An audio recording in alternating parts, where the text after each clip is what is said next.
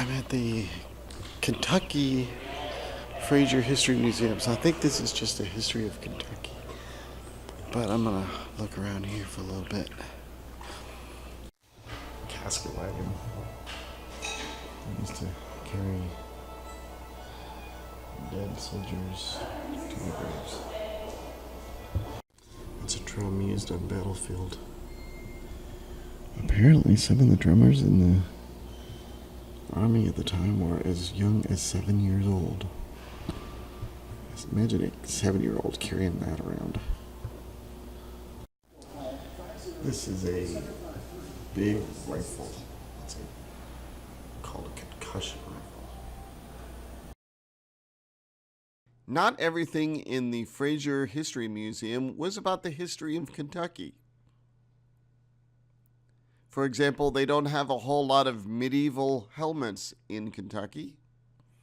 And people don't walk around with Japanese armor that much in Kentucky. But it's cool.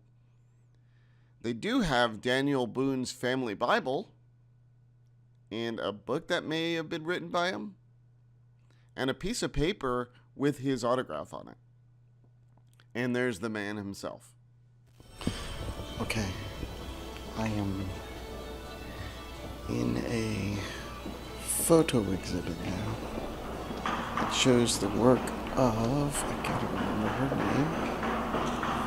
name, Linda Buckmeyer, wife of Jerry Buckmeyer, the TV producer. I didn't take pictures of all the pictures in that exhibit, but I did take some, like this work of art here. And also this picture, which kind of shows the sentiment of gun owners. Now that I think about it, I can't really agree with that sentiment. Typical Southern thought here. Jesus loves you next to a Confederate flag. Yeah, I'm sure Jesus approved of slavery, right? Another typical Southern thing. Obama out of business. They can't even spell Obama right.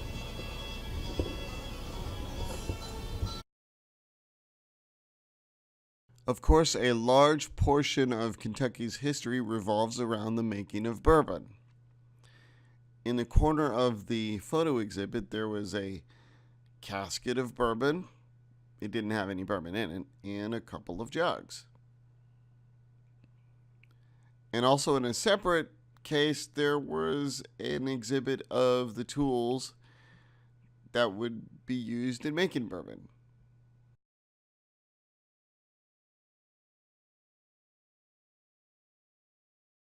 Oh, look, a representation of a dinner party in the 20s. This was part of an exhibit about Mona von Bismarck, who is a socialite back in Louisville, Kentucky in the 20s. Here is a portrait of her. A very poorly filmed portrait, I shall say. But the painting is good.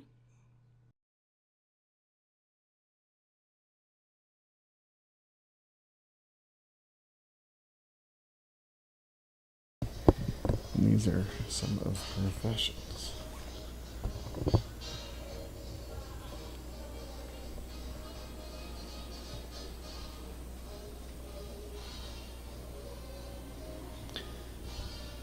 Apparently she was a socialite and a model.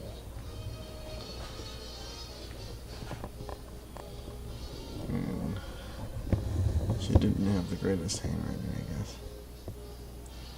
Well, maybe this wasn't her handwriting. I don't know.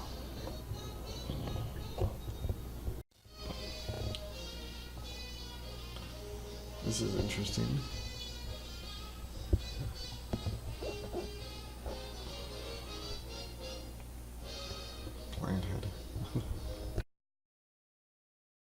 One of the most fascinating parts of the Frazier History Museum was the collection of miniatures that was donated by Charles Stewart. He had over 18,000 of them. They cover most periods of history, in most wars. Toy soldiers aren't simply from World War I and World War II.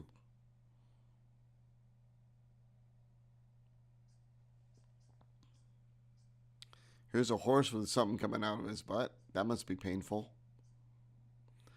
Some look-alike soldiers. This is apparently the Kentucky Regiment. Here's soldiers out in battle array, which is pretty cool. And medieval soldiers, which I thought was the coolest part of the whole thing.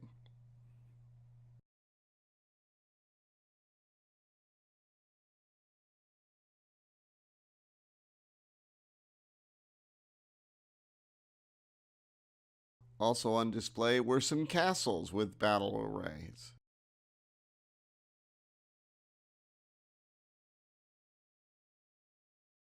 There was an entire room dedicated to these miniatures.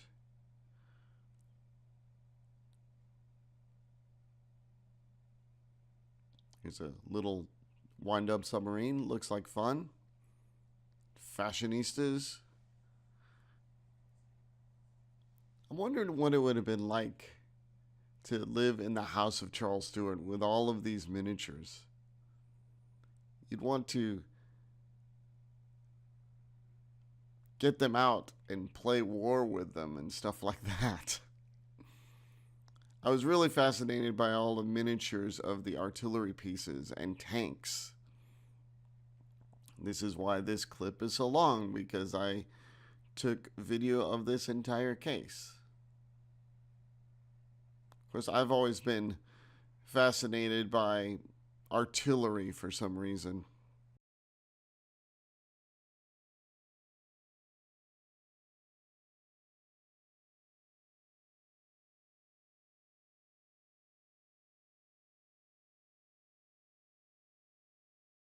Some sort of exhibit about Lewis and Clark. Type of boat.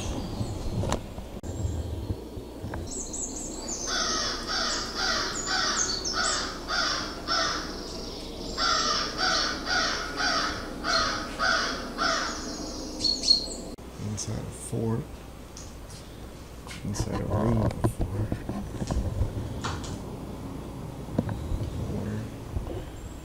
Clothing.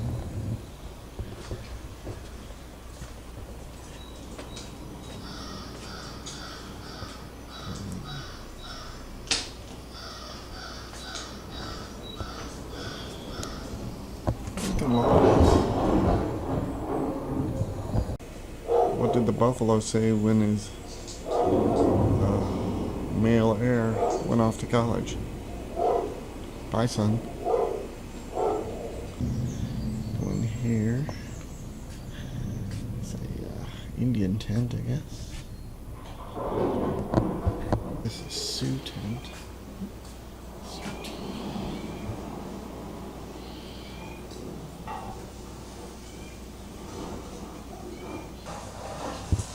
This is how you packed your suitcase back in the 1800s.